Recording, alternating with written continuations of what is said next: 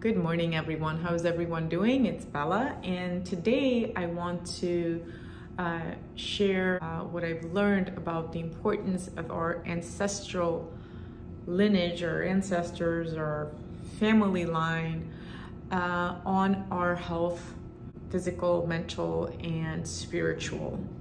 We sometimes work on our health in a very separated fashion, right? This is my physical health, this is my mental health, this is my spiritual health, and we think only of ourselves when we do that. And not only are these three aspects fully interconnected and completely part of the same complex, and you can't neatly split them into psychology and the medical professions and spiritual practices. They're all interconnected, and it really, we're doing a disservice when we try to work on them separately. But not only that, it's also true that what we are experiencing now, the physical ailments, the mental patterns, and the spiritual struggles, they're all, you can really understand them way better if you're looking at your ancestors and you understand where they came from and what they struggled with. So today is my grandfather's birthday, and he would have been 94, 95.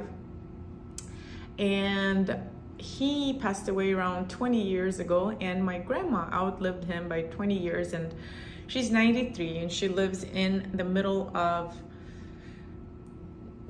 the wilderness by herself, and she plants her own garden.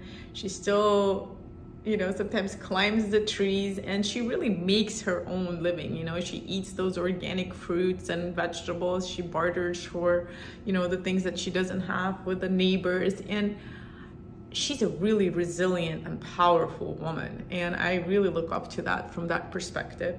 There's another perspective that I don't particularly enjoy, which is her negativity. Today, for instance, when I called her, she got really emotional that I remembered her grandpa, and then she started complaining like, oh my gosh, no one else remembered, you're the only one, and how can this be that I'm all alone, and no one cares about me, right? And mind you, at all times we constantly invite her to live with us and all of that, but that, not to point fingers at her, but a lot of us know people like that, and we probably identify that trait within us. But the negativity and the ability to find and focus on the negative things was actually a very adaptive practice that was really necessary for survival for our ancestors. And my whole spiritual journey actually started because when I could see that whole complaining, and I was like, oh my goodness, I really don't want to be like my grandma when I grow up. And I started actually noticing some traits in me that were similar to hers. And so I started delving into that to really understand. And one of the things that really was a powerful occurrence was when I had a very open conversation with my grandma, and she shared this story, which I never bothered to ask, or maybe she, it was so traumatic that she never told the story, and when she shared that story, everything became so much more clear as to why she is the way she is. And her story is, if you think Cinderella's story is sad and depressing, like, it doesn't even begin to compare with her story. She was 6 or 7 when her father left his wife, and with the 4 children that they had together, and he literally moved from one city in Armenia to another with his new lover, his new wife. And not only, back in the day, you didn't have, trains or phones. So not only was she completely separated from her mother for years on end, months on end, but she also became being the only girl out of the siblings, she became the caregiver. And she had to do everything from cooking, cleaning, taking care of the brothers, some of whom were older than her.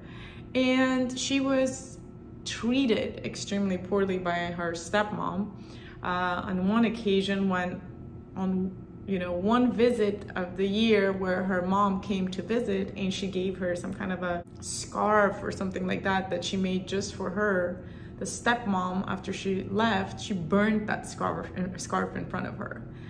And that story, left me like crying for days, thinking about my poor grandma in that situation. But if we ask our grandparents, if you still have them, or try to really look back, the stories of our ancestors are really probably very cruel, and it's filled with horrible suffering, lots of suffering. And so what happens from that is that, for example, in her instance, she developed this abandonment wound, for instance, right? One of them out of the many. And that abandonment wound is that, my mom didn't come after me. But of course, her mom didn't have the resources to take care of her, so she couldn't, right? At the time, women that, were separated were basically left on their own. Like they couldn't work. Thank God her story gets amazing. She meets her Prince Charming with my grandpa, and they pretty much lived happily ever after. That their story is really beautiful. She was a very demanding and complaining woman, but they loved each other madly, and they were an incredible couple together. That when she conceived my mom, it's proven now that the egg that was going to be me was already in my grandma's body. So when my mother was conceived, I was there too. The cell that later gave birth to me was already there, and it was exposed to that chemistry. And that chemistry, my grandma is full of that.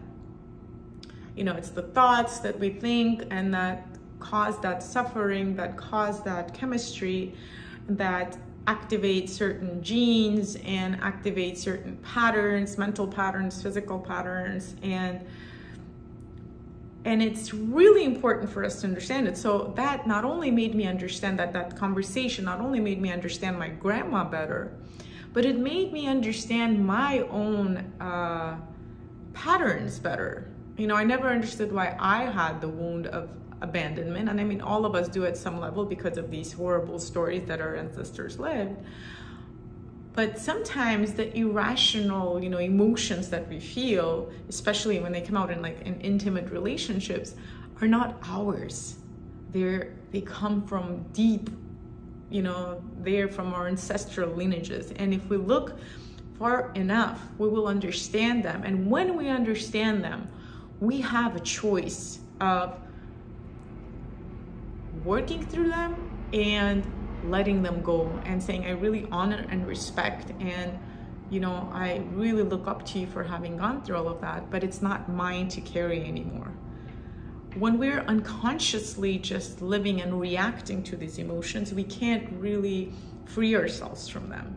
So that process of really looking back, honoring, but at the same time saying no to certain things from our ancestral lineage is extremely important for physical, mental, spiritual health, and for shaping the future of our relationships. So do I want to pass on some of these patterns that I see in my ancestral lineage? Of course not.